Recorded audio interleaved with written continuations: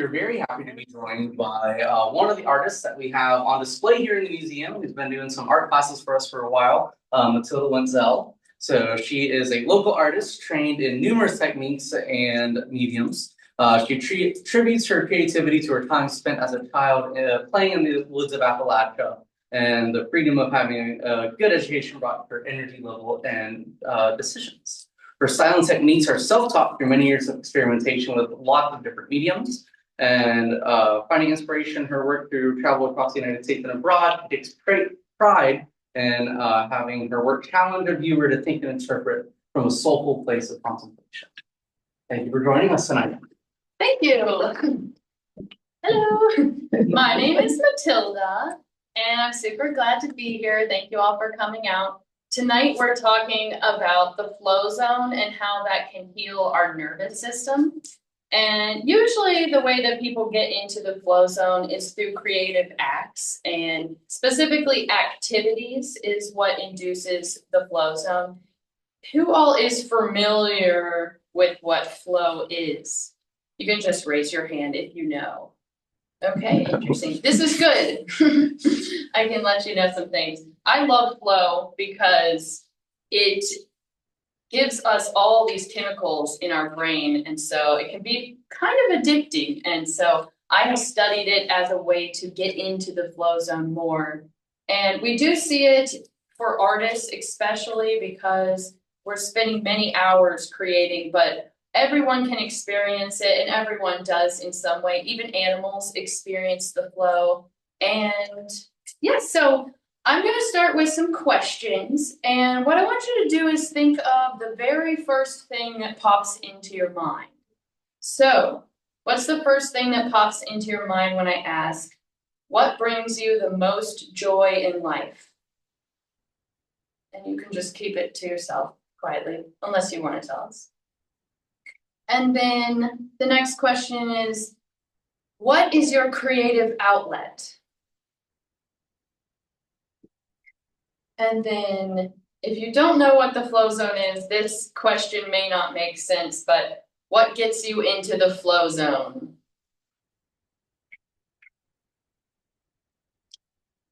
And the next question I want to ask you is, what do you want to get out of this speech? So you can just think about that for yourself, because that will actually give your brain some focus. And so you'll be able to get out of it what you kind of intend. What I would like you all to get out of this speech is an inspiration to practice getting into the flow and be able to heal from it. So, flow is about accessing your full potential.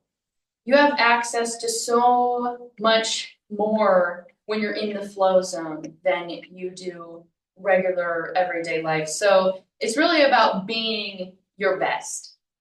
Now, the textbook definition of flow is a mental state of complete focus and engagement, deep concentration, where challenge meets skill, where you have immediate feedback with clear goals. So the reason I ask you those questions is because flow zone has a lot to do with rest. It's very rejuvenating. It's really like the self-care that you go about doing. So even if you're practicing flow in one area of your life, that enjoyment that you get from it can carry over into other parts of your life. And when you're sleeping at night, that is when your brain starts integrating the flow that you had during that day. So the word flow is basically like a river flowing along in the mountains, and the river doesn't mind that there's a rock in the middle of the way. It just flows around it. So you can imagine that if you're in a focused activity, that if some kind of problem comes up and you're in this specific brain state, it's no biggie. You just keep on going. And it's easy to problem solve and make decisions when you're in this state of consciousness. And because flow follows focus, distractions are going to take you out of that space, but also if you're in that space, you're less likely to get distracted. So William James says, the great thing then in all education is to make our nervous system our ally instead of our enemy. So the key elements of flow is that the self diminishes. So that's your idea of who you are. And that's because we don't have access to the prefrontal cortex when we're in flow. And that's where our logical brain is, and our self-awareness essentially is there.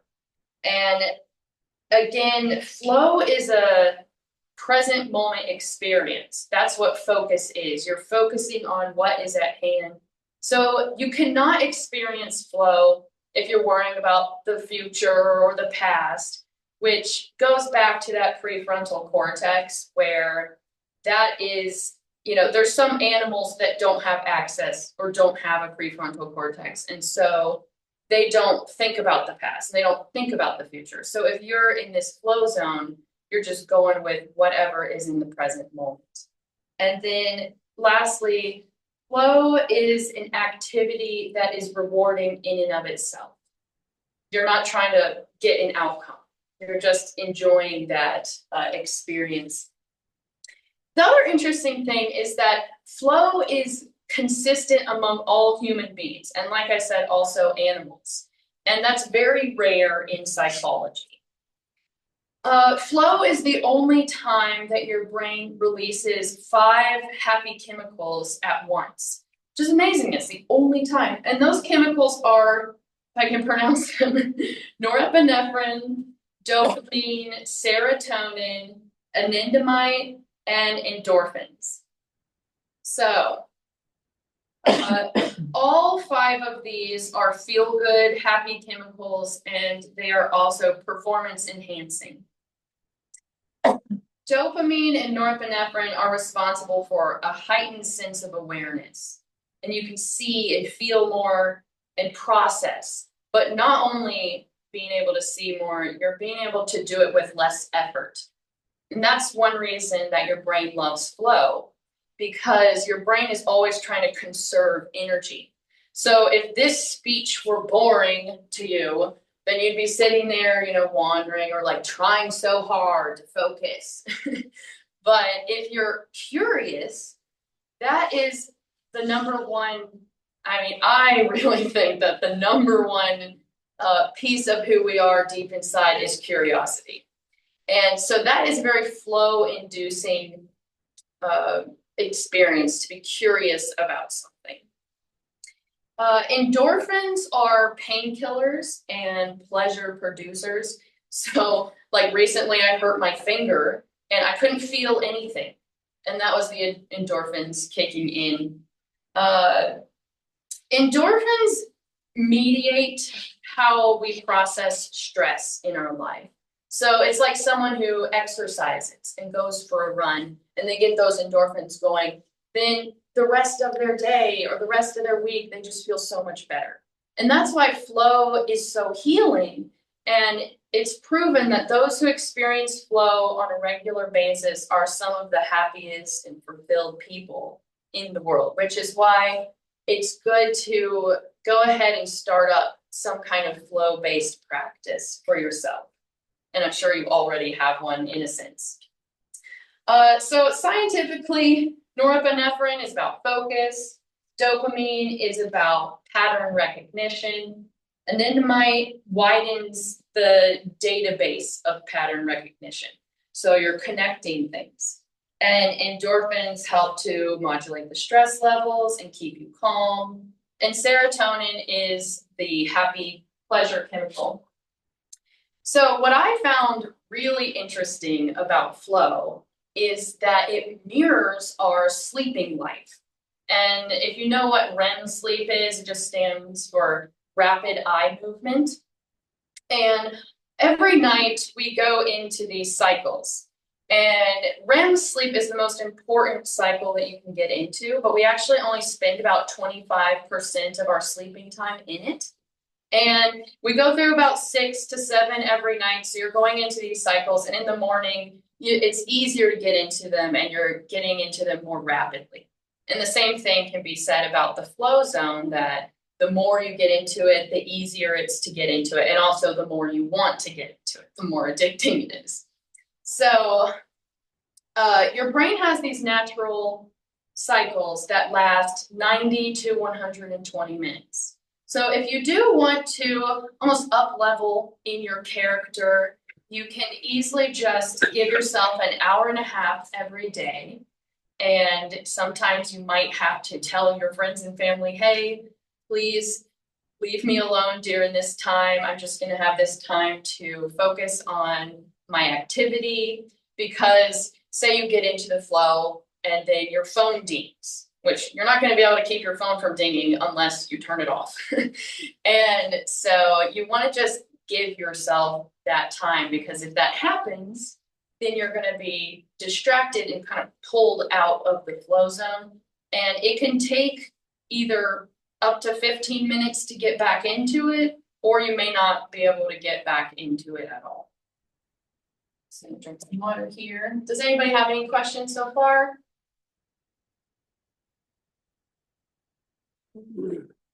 Yeah.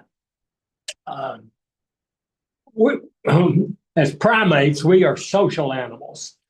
And everything I've heard from you so far sounds highly individualistic, I don't see the social dimension yet. Is it possible for a group to get in the flow zone? Yes, absolutely. I haven't studied that too much because I am kind of more self-absorbed, but it is proven that you can get they study it a lot in business. So you'll have a business meeting, and so collaboration, and then just people, it's more of a non-judgmental space. So when we talk about the prefrontal cortex, that's the place where the inner critic comes out, and we're worried about what people might think about us, and it can literally just take you right out of it. So if you have an open space where there's no judgment, and again, everyone's curious or everyone's excited and passionate about it, you can definitely get into a group flow. And I would like to integrate that in my life more. That would be awesome. So thanks for that question. Alrighty, so when we're talking about sleep, you want to make sure you have good sleep hygiene, because if you want to have a consistent flow practice in your life and you're not getting good sleep, you're not going to get there. It's interesting that there's something called divergent thinking, and that is when your brain forms new connections, and that's going to happen in REM sleep. Divergent thinking is when your mind goes very different directions, which happens in flow a lot. So the brain waves that you're in when you're in flow are theta and alpha, and sometimes you get up into gamma. So delta is when you're sleeping and you're just knocked out. Theta is when you're in a light sleep. So it's really interesting that the flow zone has those same brain waves. And you're very suggestible to information. That's why with hypnosis, which is essentially just affirmations and auto-suggestions, they'll have you listen when you wake up in the morning and right before you fall asleep. Or with my art, I've had images flash into my mind right before I fall asleep, or whole poems come to me. I love when that happens. So when you're in this altered state, where literally your brainwaves are different, you're able to learn so much more easily than if you are, forcing yourself to concentrate, because then you're in a totally different brainwave. And then the only other brainwave I didn't mention is beta, and that is just like for problem solving.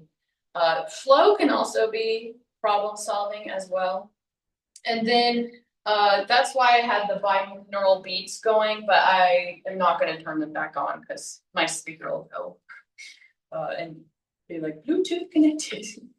So if you don't know what a flow activity is you can do, I have a ton of ideas, but it would take a while to go through them. So we can go through them at the end if you want, but I will list a couple. So when you're trying to think of what could I do every day, you want to start to think of where do you find joy? Because that's going to naturally show you, oh, I'm already getting some flow in that area. And you also want to think about self-care. How do you take care of yourself? How do you, just doing all the things. So some activities, the most well-known is walking. Walking is so easy to allow thoughts to come to you and just to relax, and you're just getting in the rhythm of it. And all of that is really good to get into the flow, as well as meditation. Meditation's also really good. And then I'll just list a couple. Obviously, you can make art, you can exercise. Writing is really good for getting in the flow, as well as reading. You're just basically wanting to get your brain interested, get it firing. So the textbook definition of flow, personally, I don't really agree with, where it's the idea of challenge meets skill, because I find flow in so many other ways, and I don't necessarily have to be challenged to enjoy my flow activity. But you might ask, like, what is a challenge or what is a skill? And it's really your ability to tolerate anxiety. So like everybody's threshold is a little different, and you don't really want to try something that's causing you to be too stressed out, because fear or stress is going to keep you from getting into that flow zone. But someone else who has a higher tolerance is going to feel bored if they're doing something that's too easy. I do tend to lean towards easy stuff. That's what I like. If it's even some easy things feel too challenging. So I would just rather do something like a good example in art would be that, say that I'm really tired, but I haven't painted and I want to do something. I could just draw circles or swirlies, and that does it for me, just a little bit. And even if I do have a bunch of skills, it doesn't mean I have to always push myself up to that. So there's another thing about challenge, and that's the ability to delay gratification. And your cultural background comes into play, again, your energy levels, your comfort level. But the number one thing is your confidence. So the biggest contributor to something being challenging is how confident you are at it. Something I do want to mention is that flow-based activities usually do not involve screens. So if you're watching the news and it is harming your health, that could be one thing. Or if you're scrolling, these things, it is proven, studies they've done that they can worsen existing mental illness. They can increase panic, worry, jealousy, fear of missing out, and a negative self-concept. They lead to irritability, lack of productivity, poor concentration, mental fatigue, cognitive overload. And that one, cognitive overload, is worth mentioning because sometimes I could go all day just listening to lectures on YouTube.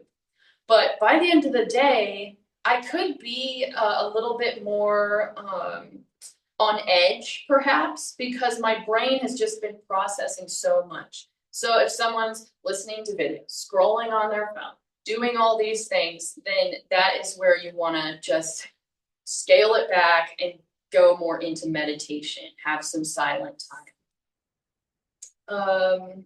So studies have found that the more time we spend scrolling on the phone, the more dysregulated our sleep is. And part of that does have to do with the lights If you're looking at that blue light before you go to sleep, it is changing the chemicals in your brain. And also when you wake up in the morning, that blue light is not the same light that the sun gives you. So if you are working on your circadian rhythm, you want to go ahead and look at the sky as soon as you wake up and eat protein, and that's going to boost your circadian rhythm. So again, it's addicting. There's emotional desensitization, and it can impair executive functioning skills such as memory, planning, and decision making. So we all are creative in a lot of ways, and it doesn't have to be making art. It can be just having fun, nurturing, fixing things, mending and tending, things that need to be done around the house. It can be inventing and experimenting, even working puzzles and taking risks and making mistakes. Does anybody have any questions? Alrighty, so if you're looking to induce flow, what you want to do is a couple of these things. In one study, they found that what differentiated a professional singer from an amateur was their heart rate variability. So the professionals actually had a higher heart rate, and that's just your body's getting excited. So if you want to induce flow, you can do some jumping jacks and before your activity. Whenever you get chill bumps, chills down your spine, that's activating what you're passionate about. So you can listen to a beautiful song or something that really matters to you, read a poem. Let's see. So again, we're talking about curiosity, and basically curiosity is focus for free. And focus is what gets you into the flow. So one way that can be very helpful is to imagine yourself getting into the flow, and just beforehand, sitting there imagining what it would feel like and how nice it would be. And what that's doing is getting those chemicals in your brain ready, and specifically dopamine. Dopamine is like a emotionally happy feeling. And you don't really get dopamine from actually doing an activity, but from the anticipation of it. So you're very excited about what's going to happen. And so that's where visualizing ahead of time can be very helpful. Now, there are 22 triggers for flow that they found in studies as of 8 months ago, but there's likely many more. And some of these, specifically the biggest one is your attention in the present moment. If you're rushed or stressed, it's hard to get into the flow zone. You really want to focus in the present moment. And another thing is novelty. Your brain loves things to be different. So if you go to a new environment, such as going out to a coffee shop or walking somewhere you've never walked, you don't need a fancy vacation, but a fancy vacation will do it.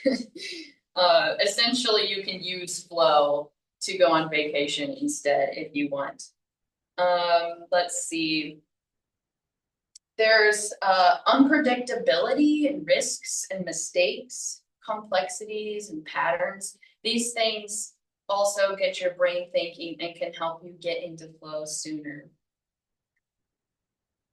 A way to stay in flow is to eliminate distractions. You can set yourself a goal, avoiding multitasking, leveraging your motivation like passion, curiosity, and purpose. You can be proactive, getting good sleep, eating well. You can have your tools ready. So if I'm going to go do my art, it's best if the space is already organized and the tools are already out. You're really trying to take away any barriers to starting your activity. If you want to go for a run, have the running shoes out.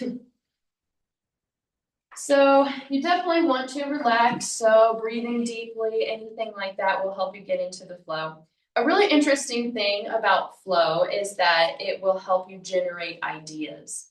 A lot of times when I go to make artwork, I don't know what to paint. It's like a kid asks you, what should I draw? What should I draw? That's like me as an adult. What should I draw? So usually when I start to draw, I draw a little swirly and then I instantly start coming up with ideas. And that's just those chemicals starting to fire. And annoyingly, usually the swirl is now in my way. It's usually like this annoying little thing in there. Alrighty, so if you're feeling stuck or stagnant, you just want to go ahead and start. Half the problem is starting, as everyone always says. So we get a bunch of ideas and sometimes forget them. So if you don't want to forget those ideas before you start your activity, have a paper and pen so that you can write them. Because if you get an idea, you have to get up and go get it, then you might break that flow. And I love writing down my ideas. So again, flow will lead to divergent thinking. There's something called the medial prefrontal cortex, and that is the part of the brain involved in making decisions. It's also involved in self-expression and goal-oriented behaviors. So that part of the brain is turned up. And also the lateral prefrontal cortex brain's areas are simultaneously turned down. So that allows for novel thoughts and behaviors that emerge uninhibited. And it's unfiltered creativity. It's the inner critic is gone.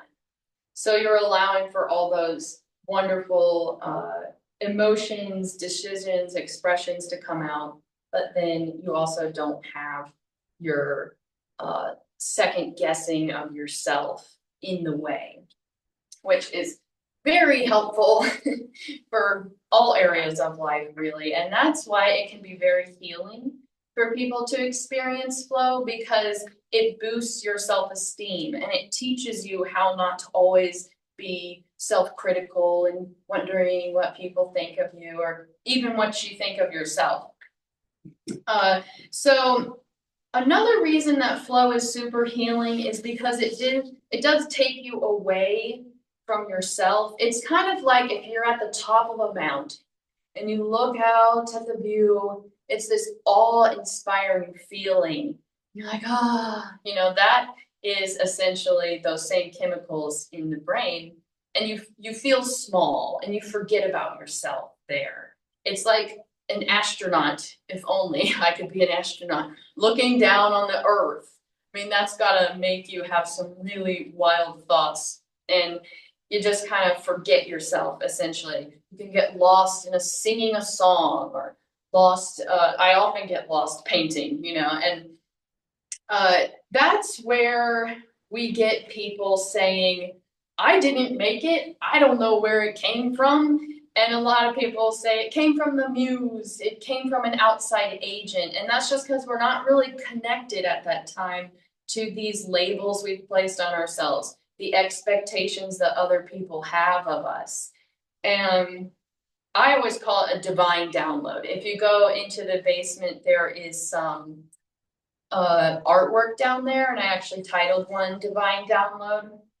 And there's another one down there that talks about kind of drawing all of your power back to you. So I'm kind of getting ahead of myself a little bit, but essentially that's like fragmentation. So if you need healing, what happened? And it is these pieces of yourself that you have cut off. It's like a mirror shattering. There's so many pieces to ourselves. So when you get into the flow zone and you're accessing that full potential you have, you're really accessing these pieces of yourselves that were hurt and you're healing those and, essentially like with trauma. And we are the only people who can say what is trauma for us and what is not. Nobody else can experience what it's like to be in your body or in your brain. And so if you say, this was traumatizing, and another person thinks, that's not traumatizing compared to this, that, or the other, it's really up to you to decide. And trauma is just when something affects your body and changes you in some way. It has a lasting impact on you. So there's something called the default mode network, and that is where you're very internally focused. And so you're using that network when you're meditating or daydreaming, but not if you're filling out an application or doing taxes. The default mode network, it takes away that overly self-conscious place. Let's see.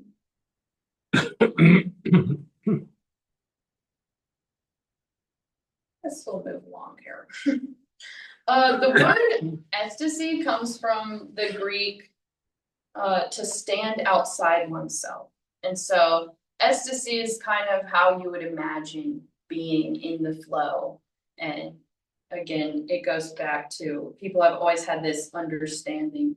And actually, creativity comes from the Latin word divine. So that kind of goes back to that like divine download. And that was this older way of thinking that nothing can be created. It's just taking all the elements that are already there and remixing them kind of thing.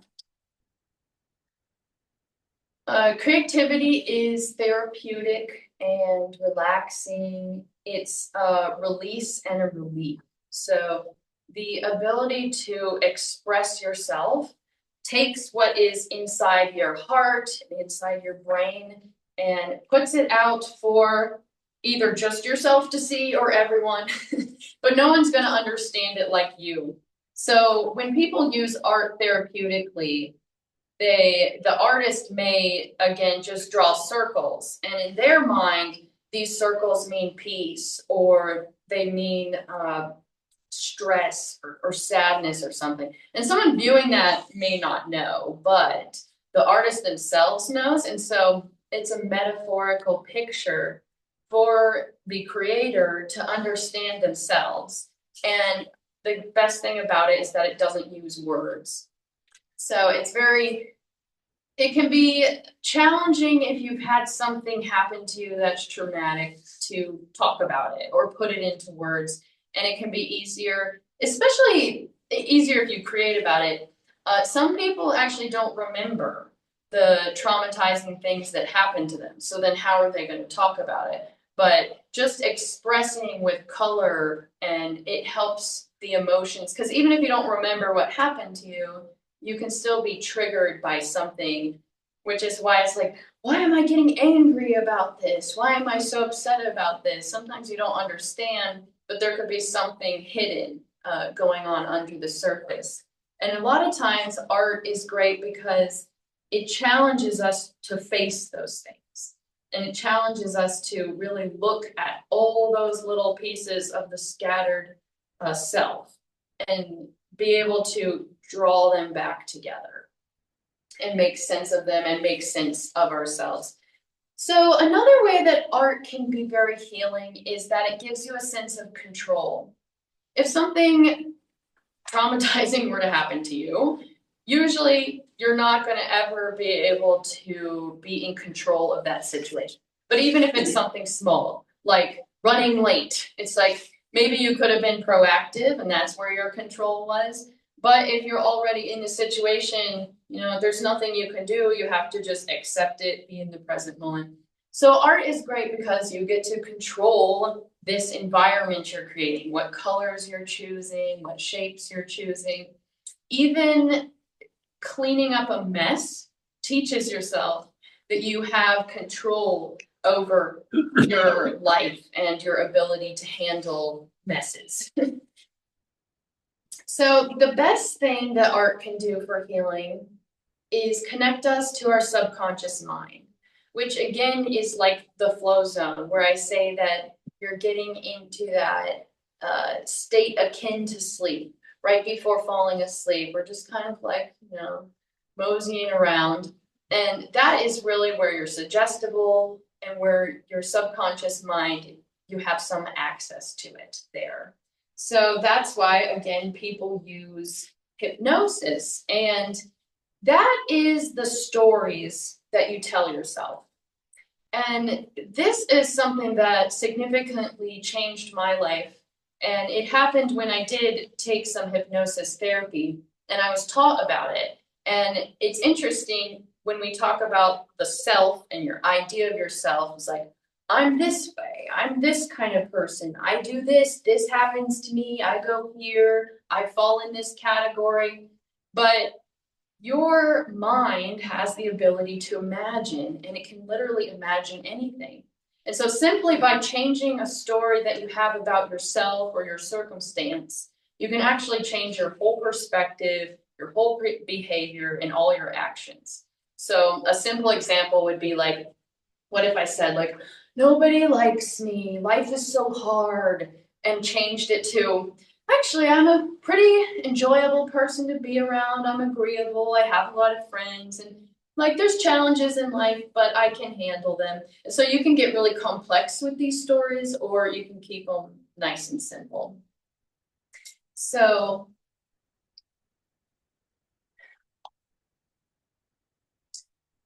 let's see. Again, when we talk about no judgment, art can be a great place to experience whatever emotions we have without judgment.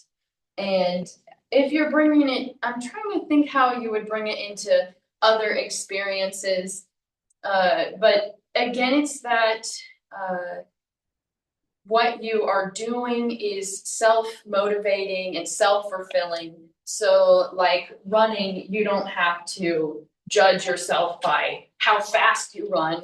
You're just judging yourself by the fact that you're out there and enjoying yourself. And so again, if you bring in that self-judgment, you really are taking yourself out of not just the flow zone, but the ability to heal and access those greater parts of yourself. So if you've ever heard of the word holistic, it just means whole. You want to involve all pieces of yourself when healing. Just going to talk therapy, we know, is not enough to help someone. Oftentimes it does involve creativity. And when you're dancing, you're using both sides of your body. And that is accessing both sides of the brain, and as a lot of things do. So really what you want to do is involve as many different pieces in your healing journey as you can. And so using creativity also really helps with that. Now, let's see here. When we're talking about fragmentation, if something traumatizing happens to you, it affects areas of your brain like language. So yes, being able to express yourself without language can be very healing, but it also it affects all your senses. You would never think of this. This painting actually has these little symbols inside this person's body are supposed to be memories, and some are happy and some are traumatic. And so I'm not exactly sure that we carry a little piece of trauma in this exact skin spot, but it's just the symbol that the things we experience actually are integrated into our whole body by our nervous system. And so your senses are affected, like your ability to respond to space, gravity, balance, and posture. And also just various obvious things like not recognizing when you're hungry, or not recognizing when your breathing is irregular. So let's see here. Like I said about having that sense of control, it's about being independent and having that agency where you didn't have control before in other situations in your life. So you're really rebuilding the identity of who you are in yourself, which is one of the other biggest catalysts to my own healing, was recognizing that my identity was very important and how I thought about myself and who I thought I was. It's very important for healing. With flow, you're thinking about using healthier coping mechanisms because, like I said, you're using all those brain neurochemicals, and those are the same chemicals you can get from substance abuse and other things. So you're trying to think of what is a healthier way to heal and to get those good feeling chemicals. And it's amazing that our brain can do that. Really amazing. Let's see. When you are going about healing, it can seem very scary because what's normal for you could actually be dangerous. What's normal for you may actually be stressful, but the body loves familiarity, and it also is very addictive or addicting. It gets addicted to the chemicals in our brain. So our brain will get addicted to stress chemicals. And so if you're working to do something different in your life, you're starting to get some kickback from your body and your brain, and things don't feel comfortable. That's called cognitive dissonance. So the great thing about flow is that you feel more comfortable in risk taking, such as if I'm making a painting and it looks so pretty and I'm just in the flow and I decide to do this giant black bold line all the way across it. It's like, I didn't even have to think about that. And then sometimes it'll take me out of the flow. Or like, why did I do that? Or other times I just roll with it. And if it does take me out of the flow, eventually when I get back into it and I start continuing to create, it's like, oh, now I see. But you take a painting that was really beautiful and amazing to something that's like, whoa, out there, like, where'd that come from? That wasn't from me. Genius even. And that's how you're accessing your true potential, is that you're willing to make mistakes. You're willing to take risks. And let's see here. And again, you're willing to change, which is really important with mental health. Being willing to show up differently or accept change in your life. Many mental health disorders such as anxiety, depression, and PTSD often involve overactive self-monitoring, negative thought loops, and emotional dysregulation. And flow states counteract that. So that's why we're talking about this emotional dysregulation throughout your whole body. If someone's anxious, it's like, they're tense, and sometimes you'll see them shaking and stuff. So using flow to calm down your nervous system on a regular basis, then it teaches your body and your brain what that feels like, and you can become familiar with it, and it's easier to access throughout your whole life. Whereas if someone's never experienced feeling safe and comfortable because something might have happened to them that put them in a state of fight or flight, then the calm feeling is, again, really risky and scary for them.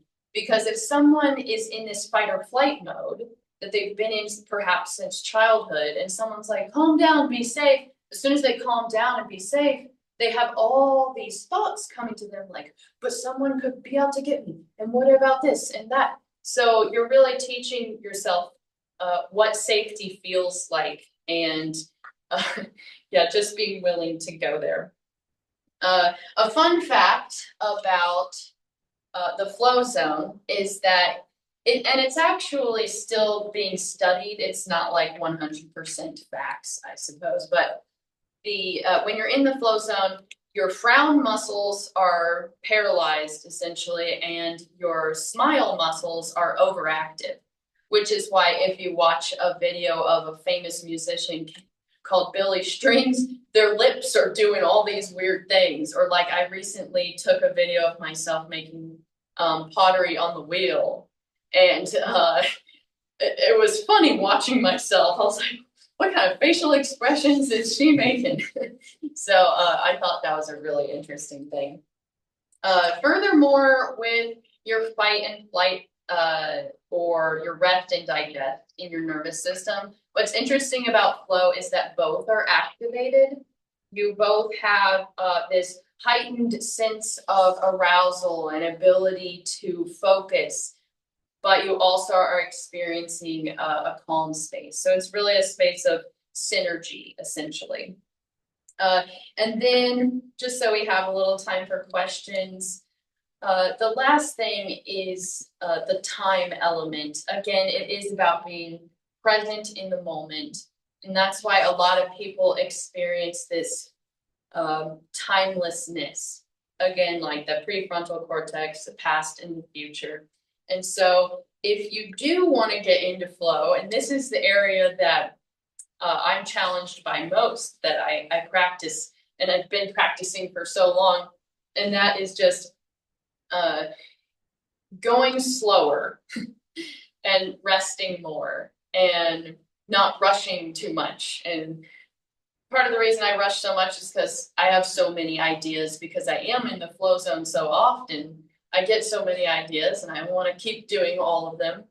But resting and getting into that REM sleep, of course, is very good for the flow, but also just resting throughout the days, taking a segment of just sitting down in between activities, or choosing not to look at the phone all the time. Maybe don't turn on your phone till 2 p.m. or something, or don't scroll the phone if you're just sitting and bored or something. Just let your mind wander and daydream. And then you can also set timers if you have a hard time focusing. About every 30 minutes, you can set a 5-minute timer. To me, I think that would kind of distract me from getting into the flow zone. But for other people, it can be really helpful to, it kind of gives your brain a sense of, I don't have to focus forever. And so you gotta let go of that sense of time, because you know you're gonna get a break soon. And so again, time is manipulated by the things that we do to fill it up. So if you're waiting in a line, it's super slow. And this is just to remember that time is our greatest gift and responsibility and our greatest resource, and to be very careful about what you use your time for. And so yes, thank you so much. And if you've got any questions, we've got a few minutes. Yeah, Oh, would very you nice. tell us about your art? Yeah, so this one I brought, it's called Get It Out. And that is probably one of my darkest paintings. And it's just about whatever you're feeling, it doesn't have to stay inside of you. You can get it out. She's being really forceful and scary, but that's what that one's about. You don't have to be so forceful and scary. I'm doing a series about the mind, and so I'm doing like memory and reason and perspective. Perspective is downstairs. This one's memory. That one's reason, and there's imagination, and there's so many. But yes, like I said, that's like the memories in the body, and then just time in general. I mean, it's really open to interpretation. So this is like the spiral of anxiety with the ladder to get out. And then here's a scale of the heart and brain on the scale. And this is the right and left side of the brain.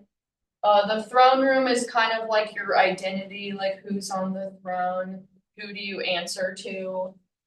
Compasses, like the compass and the weather vane are kind of like chaos to me, because in my mind they're going all different directions, and so that's kind of like, if you're reasoning, it's like perhaps you'd just be better off to stay right in the middle than to go all the different directions. So that's it in a nutshell. I do have really detailed descriptions about these on my website as well.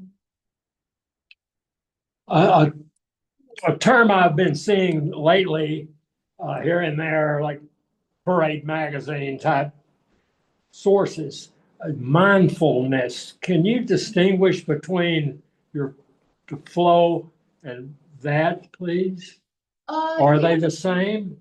I'm not too versed in what mindfulness is, but I've studied it a little bit. Sometimes it can get into like spirituality, but also mindfulness in my understanding is that you're aware. It's more like awareness. So like flow is more focus, and you're using a specific activity to focus. Whereas mindfulness, it's really metacognition, which means thinking about thinking. So you're aware of, like, I'm aware that I'm here right now doing a speech.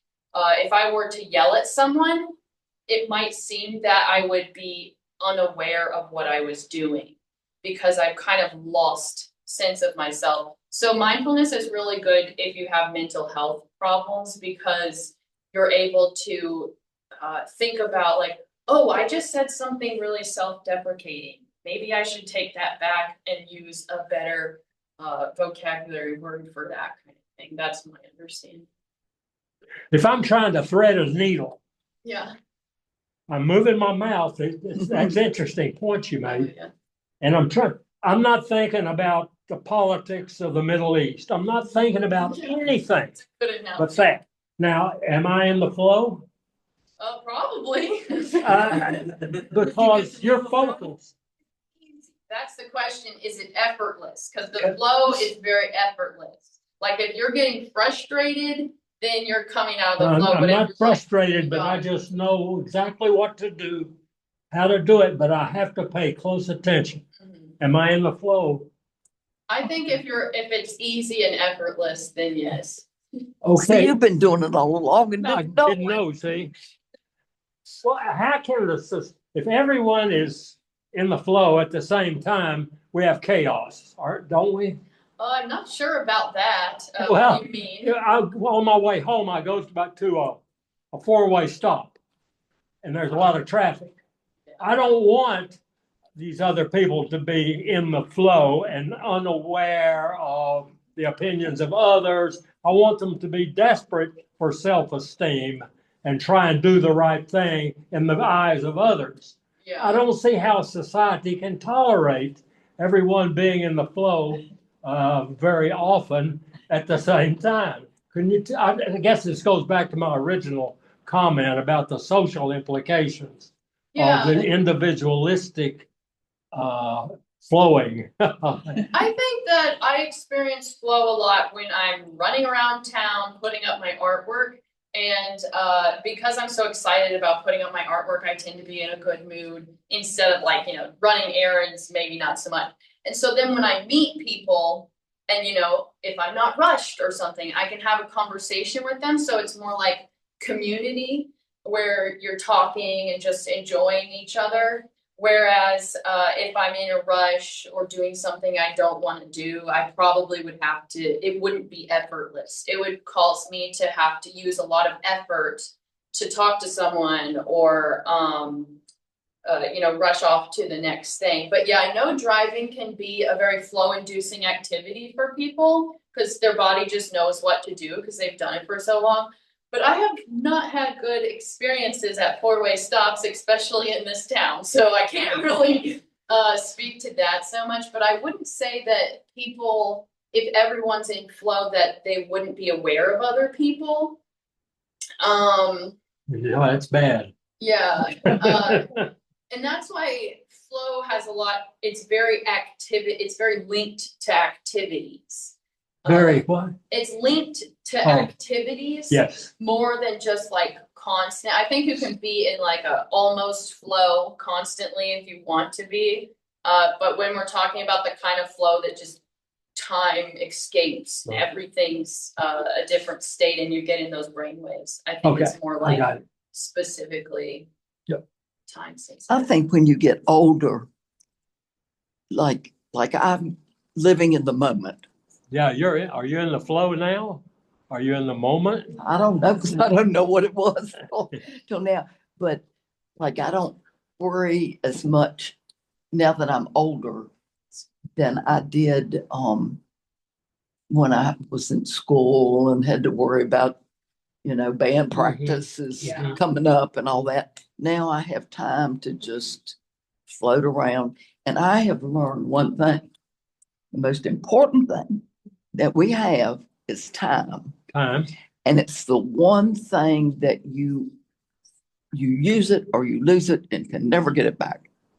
Well, and you've also built yourself. Your sense of self is already in right. place. And Exactly. you don't care what other people think. Too late for that. Yes. Okay. And so you don't have to be too concerned about these inhibitions that may have held you back in the past. And there's two types of people, like I think about my friends. I love them all.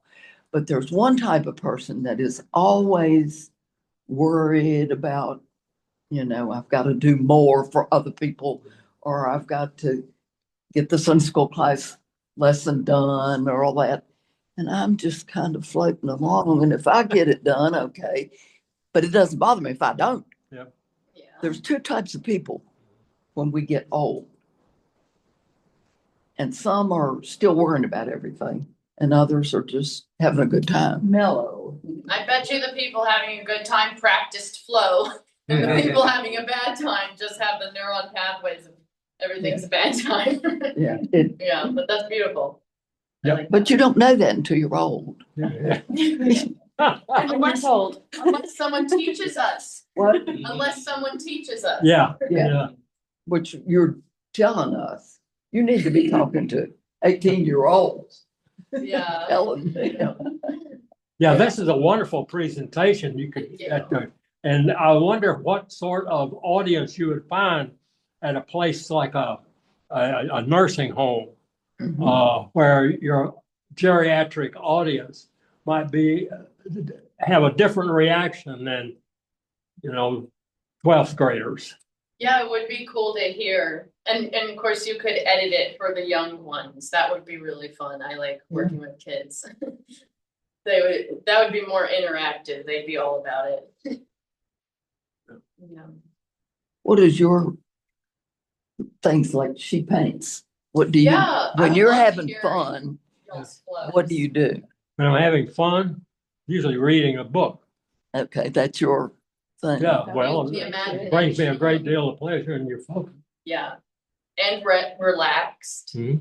Yeah. Yeah. What about, does anyone else want to share? What do their y'all, flow? what do y'all like to do? If- Gardening. Uh-huh. Yeah, that's an example. Focus there. I have a bunch of stuff. Yeah. I have a lot of things. What is your main thing? I don't think I have a main thing. Well, what's Whatever one moment thing? I'm in and whatever I'm doing, I'm happy with it. That's Or the I best. wouldn't be doing it. Oh, that's the best answer. I don't do much. I don't want to do it. I like You know Yeah. that. and crochet. She likes Crocheting. crocheting and knitting, or did you say Yeah, knitting? yeah. Oh, I didn't know you knitted too. Yeah. Yeah.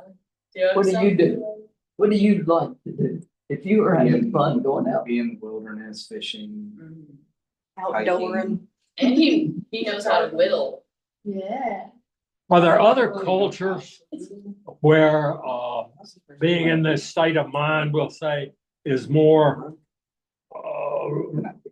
recognized as a goal, as a commonality, as a desirable activity? I haven't studied other cultures so much, but there is something called Wu Wei, and that comes from like Taoist philosophy, and I'm not even sure where Taoism comes from. The Eastern religions, it seems to me, what little I know, is a very this sort of thing is practiced rather commonly. Yeah, most likely. Mm-hmm. Yeah. It is definitely a matter of like getting in touch with yourself, which over here is not often encouraged. Yeah. That's true. We think Yeah. we've got to run around and do what everybody else is doing. Which is also good. Yeah, But, but it might not be your thing and you might not ever find out what your thing is. Mhm. You're too busy focusing on doing what other people's things Right. are. Mhm. Yeah, and also talking about that part where you are feeling small because you're in that euphoria of like beautiful nature or something, that can actually induce in you willingness to want to help other people. So that's coming more from a real place versus like I don't know the word where you're required to do something. There's a word for it. Obligated? Yes, Yes. that's the word, obligated. I don't like obligated. What about y'all? Do you want to share your flow activity? I'm a scary one. Mine's probably driving or going for a walk. something like that, Like He's the scary one. Yeah. You have one? I like music a lot, Mm. but I just, whatever I'm doing, I make sure I do it with love. Yeah. Do it with love. That's beautiful. Thanks for sharing. It's awesome. And it makes you happy. Oh, yeah, well, what you said, I mean, that, I think we're on the same page. Awesome. Well, thanks so much for coming. Thank you for Thank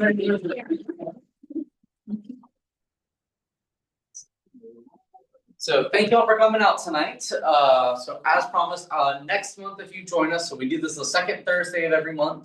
If you come next month, we're going to have Vicki Ferguson back. So she is a member of the Monica Nation. And she spoke to us last fall, I think it was, sometime last year. But she will be back and she's gonna be talking about Monica Nation Native American foodways. So specifically what we can know about the food that they ate, especially through like archaeological record. So that'll be on April 9th. Yes, Monica, so Native American food. Yeah. So yeah, well, thank y'all for coming out tonight, and we do have more of Matilda's works downstairs on the ground floor. If you want to check those out at some point too. But yeah, thank y'all for coming. Thank you to those of you that joined us online. And we will see you all next month, and hope to see you later this month.